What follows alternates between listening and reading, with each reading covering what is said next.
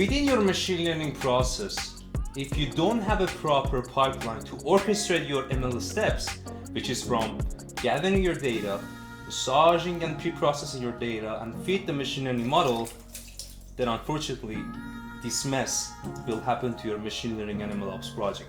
And your data is useless.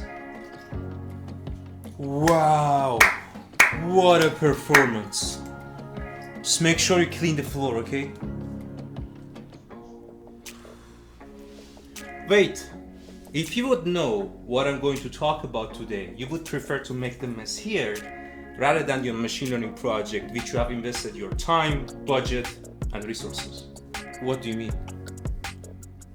Okay, are you still writing down all your machine learning steps as just one single notebook and execute them? Almost. Well, yes, yeah. Then that's not a best practice at all, because you cannot manage and scale your steps properly. Oh, can you show me an example? Of course, and here you are.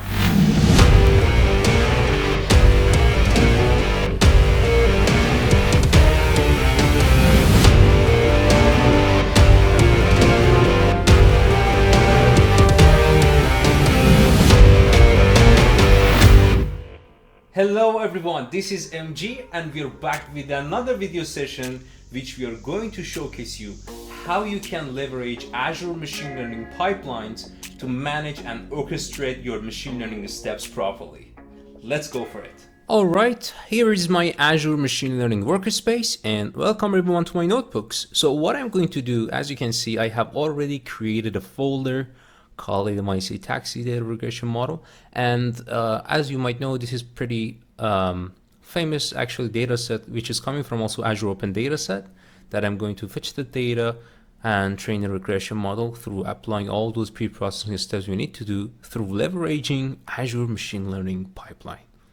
So I have already created a notebook. I assume you're familiar with Azure Machine Learning workspace in general. If you're not, make sure you check the first video or part first of Azure MLOps video series in YouTube channel. That's a playlist that has 10 parts.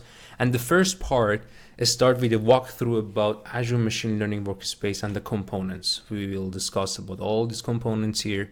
And we have talked about what is compute, how we can create one, and how we can create notebooks, what is working directory here, so on and so forth.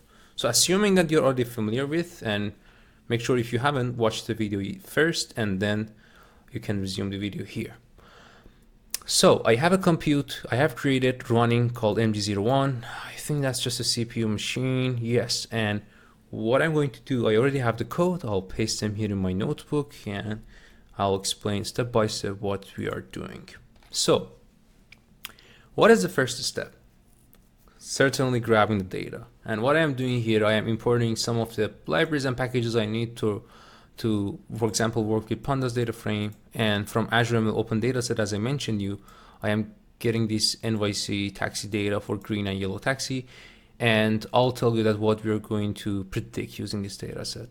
So here I'm just simply creating a data frame to push the data in, and then I have some datetime definitions of from what time to what time I'm going to grab the data from this open data set for this number of months, and this would be the maximum sample size that I want to have, just to limit the amount of data that I'm going to load. And that's it. So I'm going to grab the data for green taxi and call it green for data frame raw, and I'm good to go. So let's execute that. And what we can do, I'm actually putting them separately. So the same thing that we can do exactly for yellow taxi data, the same thing, and we are going to actually merge them together. So as an example, in your actual use cases and projects, you might certainly have more than just one data set or data store to actually grab the data, merge them, potentially do some featureization steps on the top to come up with the clean, unified features to feed the machine learning model. That's why here we have, as an example, more than just one data set. The first one was green taxi and the second one is yellow taxi. The same thing. I was able to create these two data frames. Now what we can do, let's take a quick look on these data frames that we just created. So just waiting for it to be finished. all done, and I'm creating a new cell, pasting the code here again, and run.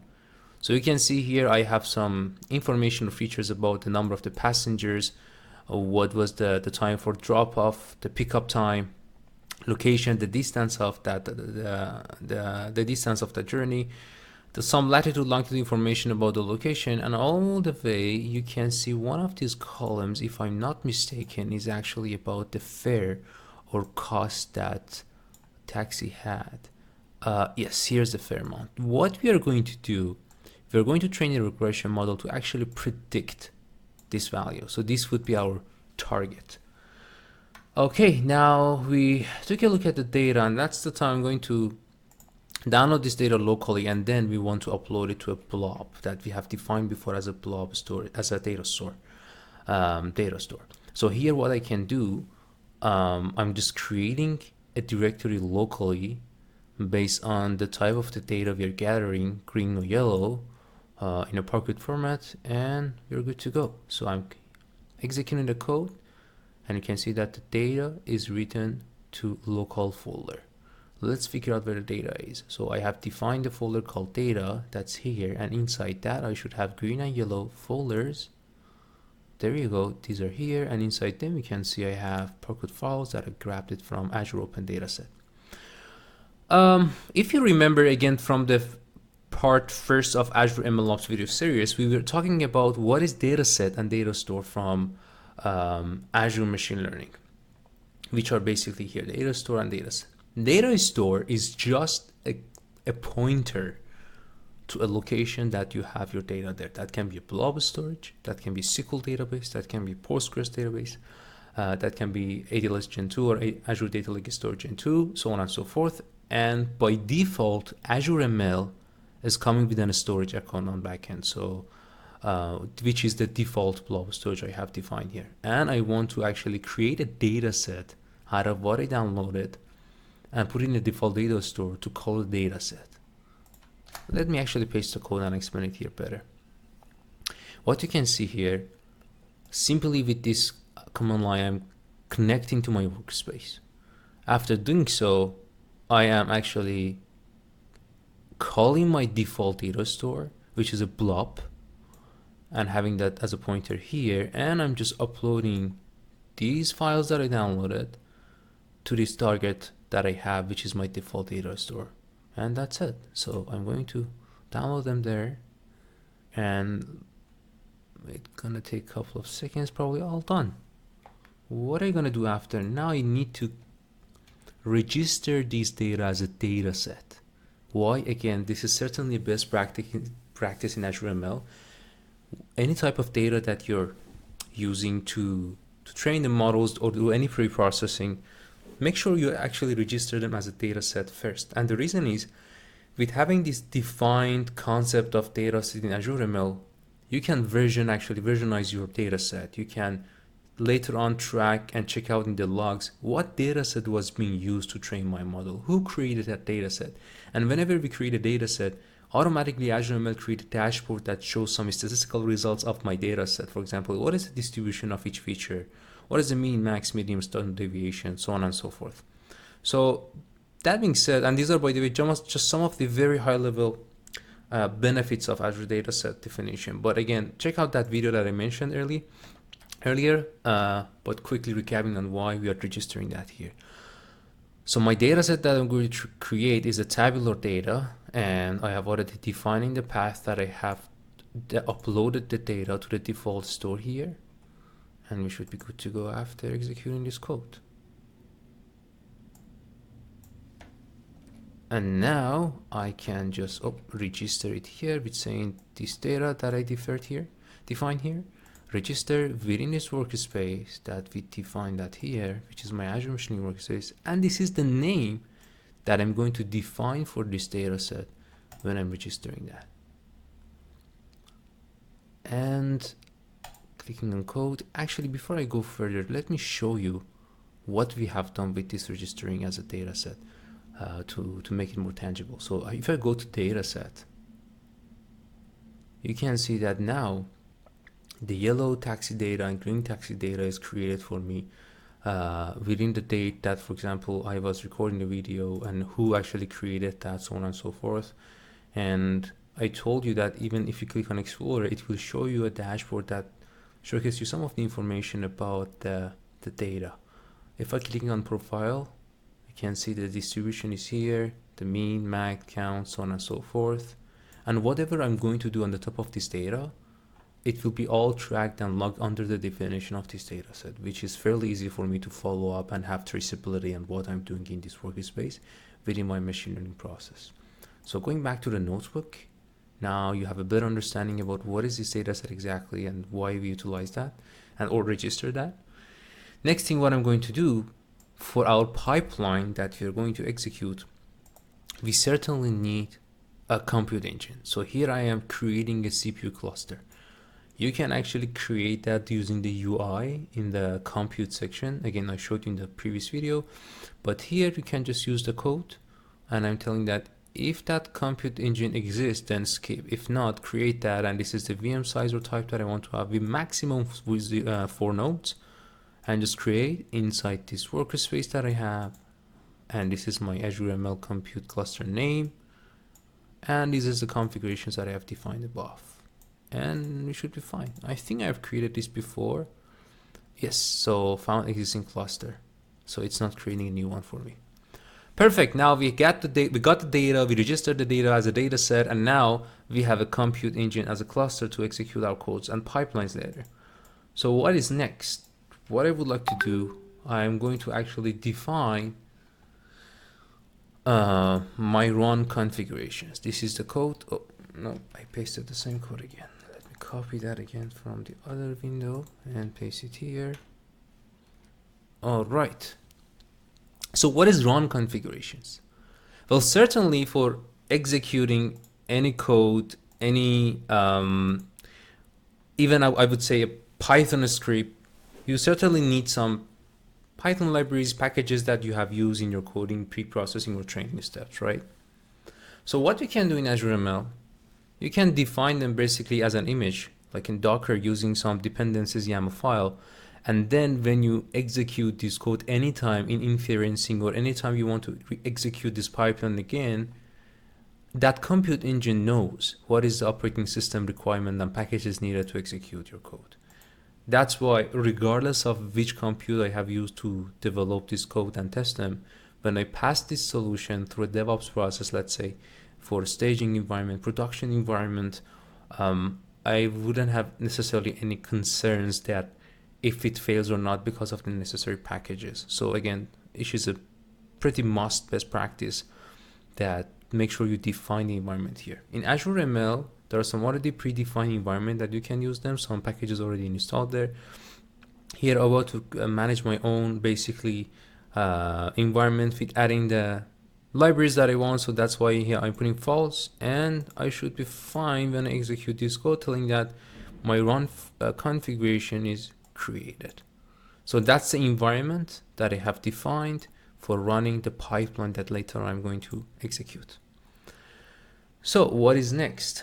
And now what I'm going to do, some very high level pre-processing on the top of the data. Again, I'm going to showcase you what are the columns we have, and I just want to select some of the columns that I want to use for this use case.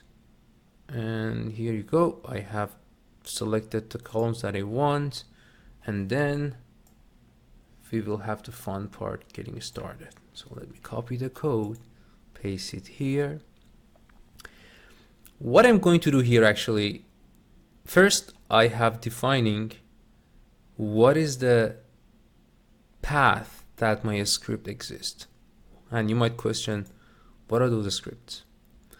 Remember I just told you that we do not create and develop all our codes, all the pre-processing steps in just one single notebook.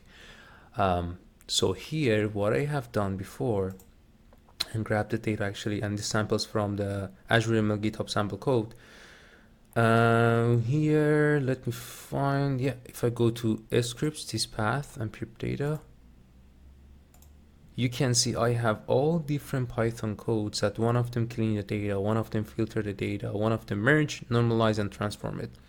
So I have each of them on separate Python codes, and now I'm going to create a pipeline that calls these steps within a sequence that I'm defining in my pipeline and orchestrate all these steps end to end, and I can automate it. So what I'm doing here, I am in high level defining where are these folders, Python files, which are here. I am renaming some of the columns. This is just a simple renaming and replacing these values here. And then I am defining a pipeline data, and the reason is I want to define the output after that I execute the first Python code, which is clean.py. This is the first step that I'm going to execute in my Azure ML pipeline, and definitely there's an outcome.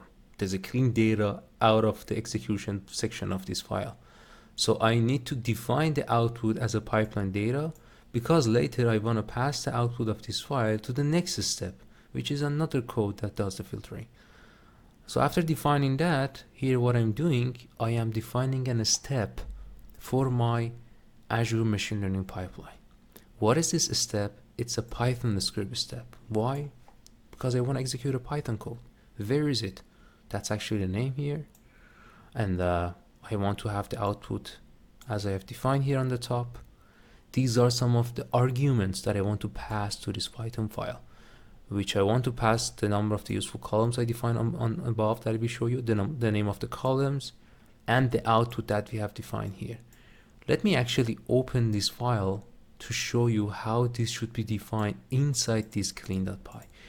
So if I open this Python code, you can see that I have defined, we have defined actually a function here doing some pre-processing, and then you can see that here I have defined some arguments for this Python code, which is exactly the same thing that you just saw in my main code.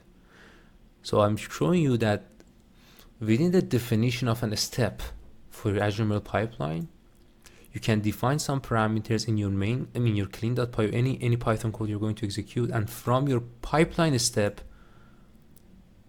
input some data to define that as a value of that arguments that you have defined. Then I'm telling that these are the input data set, well, for the green taxi data that I'm going to execute this clean file on the top.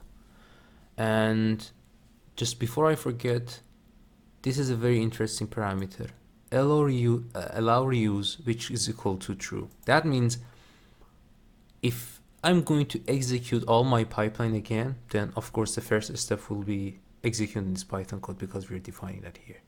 But if the data is not changed and this step going to generate the same outcome, then why should I execute this step again? So here I'm telling to my Azure ML pipeline that if nothing changed, and when I'm going to execute all my pipeline again, if the outcome going to be the same, so just don't execute. Let's save some costs and compute that I have, and skip this step and go to the next step. And the next step I can check the same thing, and so on and so forth. So that's the first step of my Azure Machine Learning pipeline that I defined, which is just simply calling this Python code, push some arguments, defining the input and output. This is the compute engine that I want to use to execute this step. What does that mean? It means for each step of your Azure ML pipeline, you can utilize different compute types.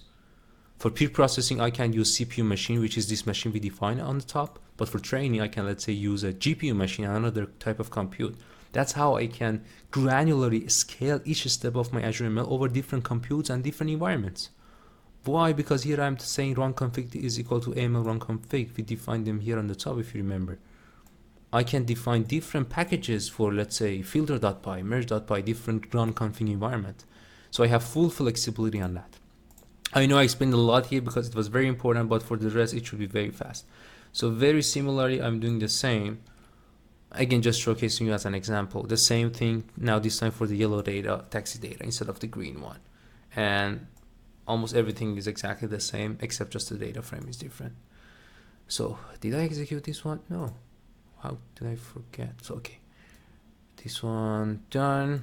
And by the way, when I execute, it doesn't mean I'm running this Python code. Not at all. I am just defining the steps of my Azure ML pipeline, and we haven't finished the AML pipeline definition yet. So let's create another cell. And what I'm going to do, let's say after cleaning these data, now I want to merge this green taxi data with yellow taxi data. So that's the next step that I'm going to have in my pipeline as a step. Here's the code, the same thing. I am defining this because I want to have the output of this merge.py as a pipeline data to pass this outcome to the next step. I'm saying that this is my Python code under the same path I defined on the top. The same thing, I am passing some arguments as an input, which is my merge data, sorry, as an output. And these are my inputs, which are those Parquet files. And the same thing, I already explained you all of that. So just, again, a different step from the same type, which is a Python script step. Now, the next one is filter.py, which is here. Again, you might guess that we need to use the same Python script step because yes, we are going to call another Python script in our pipeline. The same thing, again, defining that as a pipeline data. These are my input, the arguments that this script needs. So I'm passing them through here. Hello, reuse true, and execute. Again, I'm not running any code, I'm just defining my steps. Next one, pretty fast, normalize. That I'm going to call this Python code and define the outcome as a pipeline data. I can just give it a name, and the same thing, the rest is very similar, just the inputs and output are slightly different because they're coming from previous steps. And after normalizing the data, I have another code that transforms the data, which is transform.py. Again, Python script step. So executing, done. Now that's the time that I'm going to call another step. Let me paste the code here. And you can see this time I am calling again another Python script code as a step here, but this time the location is different. So it is under script here, train model, which is here, and I have a code that split the train and test. Even in this step, I have defined them as a separate code to call them as a pipeline step. The rest is exactly the same, but here I have defined two pipeline data because this code has two outcomes. One of them the training data, and the other one is test data, and define them as dataset. And I told you why. That's the best practice here. So let me run the code, and as you might guess, potentially that's the time that we can train the model. We're almost done with all the pre-processing steps. So what we're going to do, any use case you're going on to develop in Azure ML, any codes for a certain use case you're executing, you can put them on under just one experiment and give it a name. So within that, you can isolate different use cases you're working and have a better traceability. That's why I'm first creating an experiment and I'm giving it a name, just anything as an example, because that's a pipeline I'm going to create. Just execute the code. And now that's the section that I'm going to train my model, but I'm using AutoML. Remember I talked about AutoML again in the first video of MLOps video series. You don't need to actually go through the UI and generate one. Even in the code, you can do so. What you can say, just import AutoML config and say that, hey, I'm going to use AutoML for creating a regression model with this iteration number and with this timeout. My primary metric to figure out what is the best model out of all AutoML generated models is, for example, this metric, Spearman correlation, that can be changed to anyone you want based on regression or classification, and the number of cross-validation here. Here I have defined the columns that I want to have, and I'm saying this is a regression model, and I'm saying that I want to AutoML use this compute, do the featureization automatically if it's needed, and that's what I'm going to predict the cost of that journey. But actually, let me execute and explain the step. Okay, there is something wrong here. Okay, oh, sorry, I forgot to copy the F. Okay, so now we have created the configurations needed for our AutoML. But the question is how we can add this training as a step to our ML pipeline. Our pipeline now have all these steps, but not this one yet. And sorry, and this one as well, but not AutoML yet. That's the time that I'm going to do so. Now, instead of saying Python script steps, I am defining a step, but a different type of a step, which is AutoML step. This is a step defined in Azure ML to call an AutoML training and execute the trainings there to come up with the best model. I'm giving it a name, and I am, for the configurations of this AutoML, I'm refilling what I have created on the top and the same parameter here. Done. So now the step is created, but again, nothing has been executed yet. Now what I'm going to do, we're all done with our pipeline. So what we can do, now we need to call those steps that we created before and then create a pipeline and push those steps. With doing so, we will see that the pipeline will be built. Again, nothing has been executed yet. When I do submit, and what I'm going to submit for that experiment that we define on top, I'm going to submit this pipeline that has all these steps. That's the moment the cool part gonna be started. And all these steps that we define on the top will be executed based on the sequence we have defined. So I run the cell, and let's see what can happen. The pipeline is built, perfect. Now it should be executing the experiment.submit. Pipeline submitted for execution. Now what I can do, I can see the details of the pipeline, because any pipeline based on the workload can take a while based on the compute engine, the different type of code. What I can do, I can actually see the details of the runs and pipeline that I have inside. You can see that it is beautifully showing all the steps that I need to do. We have defined filter, normalize, transform, train test, which are not started yet, AutoML. This is for the previous run that I did before to do the test before recording this. And here you can see it is beautifully showing me all the steps automatically visualized, that how I gather data, I merge it, filter it, normalize it, transform, all the way until the time that I'm doing the AutoML regression, which none of them has been started yet. I think if that's the first time you're doing so, it's gonna take a little bit longer, because that compute cluster that I defined on the top is not on yet. So the first time it will launch the nodes and execute all the steps. I think I did this before, and I should be able to show you the outcome without waiting here. So if I go on the top, the previous step, it is giving me a link to that Azure Machine Learning pipeline that we submitted. So let me click on that. And here you can see that it has been beautifully,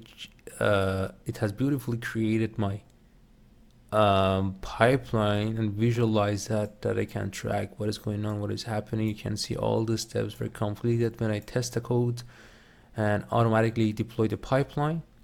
And the cool thing here is I can publish this pipeline. What does that mean? Next time when I want to automatically retrain my model again or trigger all these steps, I don't need to open these notebooks and execute them again. If I publish this, it will give me an endpoint, and with like an API call, I can call that endpoint, which will trigger all these steps. If you click on publish, it will do so. I already did one, so I can show you what's gonna happen when you click on publish. So if I go to pipeline endpoint, you can see that there's a test that I created with the publish pipeline, and if I click on that, it will give me on the right side a REST endpoint that I can use it to call and trigger all this process again. So the nice thing here is, with having this endpoint, wherever you are, if you are in Azure Function, your local machine, wherever that in that source you can access to the internet, you can just trigger this pipeline through this endpoint and you're good to go. But also you can schedule this pipeline or trigger this pipeline based on a time-based schedule or event-based schedule. To show you an example, in Azure ML documentation, you can see that here I can create a time-based schedule to trigger this pipeline. Let's say, for example, every 15 minutes. Based on this time, the pipeline ID, we can have this from Azure ML portal, the experiment name that we define on the top, and then you're good to go. You're telling that all these steps should be triggered automatically every 15 minutes. Or not based on time, based on a change. If, for example, within a specific data store that we define, and within this path, if the input data has been changed, let's say a new data suddenly got injected from a source, and now we want to train a new model using AutoML and do all those pre-processing because we just got a new data. So as soon as there's a change in the path you have defined your blob, for example, you will trigger this pipeline and execute all of them again in an automated manner. And the very last thing, I would say last but not least, is the question that, okay, we talked about Python script step, which is a step type that you can call different Python codes. We also had the AutoML step that we were able to configure and define and execute an automated machine learning step within our pipeline. But is that all about what different type of steps we can define for our pipeline? The answer is no. If I go to again Azure ML documentation, here are some of the examples that what type of steps you can define in Azure ML pipeline. It is much more powerful than just calling a Python code or doing AutoML. You can see here I can do a lot of different things as a step in my Azure ML pipeline. For example, one of my favorites is Databricks step. Within your AML pipeline, for example, here, let's say in this section, which is normalizing the data, I want to execute this step in Databricks notebook, and I have a notebook in Databricks there that I want to execute. So with defining this step as a Databricks step, Azure ML pipeline, when reached to this step, it will trigger a Databricks notebook on a, let's say, Databricks cluster that, for example, is using Spark, and then it will execute the rest of the steps in your, for example, Azure ML or any compute places that you have defined. So just telling you that you can check out the documentation here based on your use case and a specific project that you're utilizing. You can leverage all different steps here. One of them, again, for example, parallel run step that will allow you to parallelize your code execution over multiple nodes. That for sure will speed up the process and efficiency. And that's all. Alright, we just went through an end-to-end example of how we can utilize Azure Machine Learning to manage and orchestrate your ML steps. And now you can certainly think about how this tool can empower your ML journey. What is this?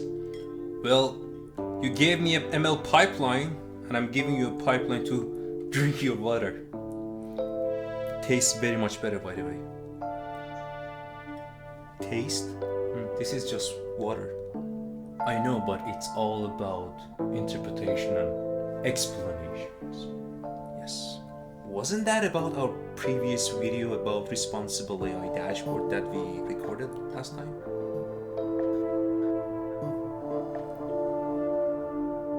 Never mind. See you later. Can we clean the floor this time? Sorry, I have to edit the videos. No.